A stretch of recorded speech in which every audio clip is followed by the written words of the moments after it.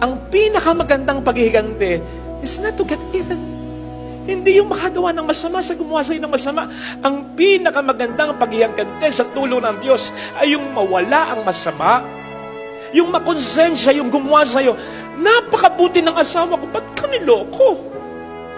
Napakabuti ng magulang ko, ba't hindi ko nirespeto? Napakabuti ng kapatid ko, isang beses hindi niya ako napagbigyan, nagtampo ko, nakalimutan ko yung maraming beses na ginawa niya pagtulong sa akin. Napakabuti ng anak ko, ba't tinakwil ko? Wala akong kakunti-kontento. Kapatid, hindi mangyayari yun. Kapag puro masama ang ibibigay mo, dahil puro masama ang binigay niya sa'yo, huwag mong aalisin yung tsansa. Wag! Kasi maapektuhan ka rin. Lalo na kung hindi ibang tao yung nagkasala sa'yo. Mga kapatid, mahirap ito. Pero isipin po ninyo, hihingin ba sa atin ng Panginoon ito nang hindi natin kakayanin? No.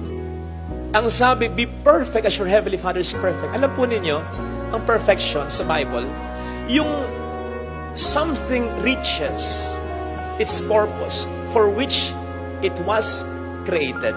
Anong purpose natin ba tayo nilikha ng Diyos? Tayo'y kawangis ng Diyos.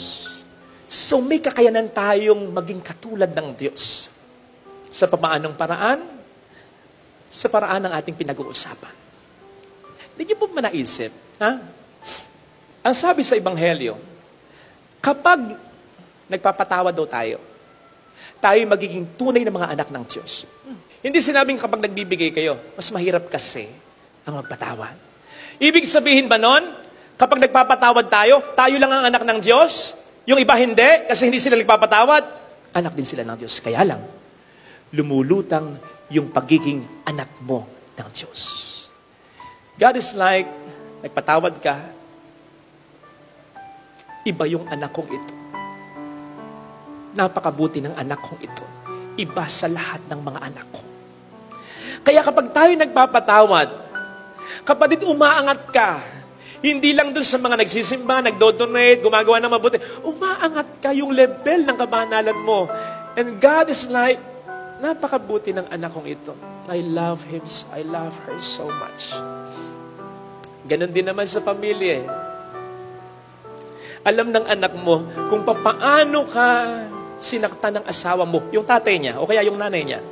Depende.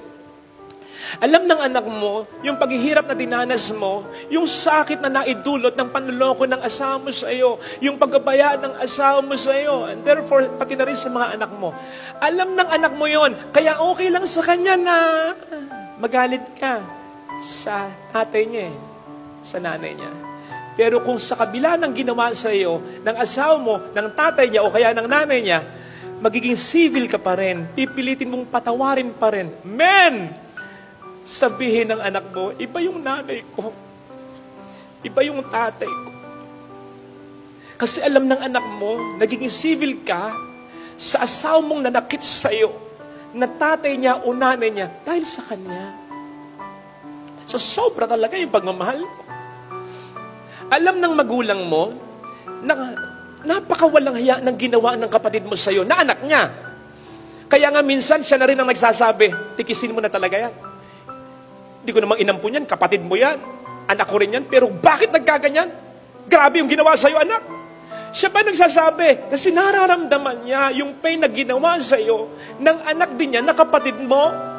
Pero kapag nakita niya sa kabila ng ginawa sa'yo ng kapatid mo, tutulungan mo pa rin yung kapatid mo, pautangin mo pa rin, bibigyan mo pa rin, patatawarin mo pa rin. Men, yung nanay mo na nakasaksi ng kawalang hiyaan ng kapatid mo sa'yo, sa isip niya o baka sabihin niya sa'yo, anak, iba ka. Iba ka, anak ko. Alam ng anak mo kung paano ka binastos ng asawa niya na manugang mo. Pero kung sa kabila ng pagbabastos ng asawa niya na manugang mo sa iyo, nakita ng anak mo, pinakikisamahan mo pa rin at itinuturing mo pa rin pilit na anak mo yung asawa niya na manugang mo, sabihin ng anak mo, ma, salamat. Salamat. Kasi hindi mo ko pinapili sa inyo. Sa kabila ng ginawa sa iyo ng asawa ko, minahal mo pa rin dahil sa akin. Alam ng asawa mo, yung pang-aalipusta o panlalait na ginawa ng biyanan mo sa'yo. Alam niya yun. Yung nanay niya na biyanan mo.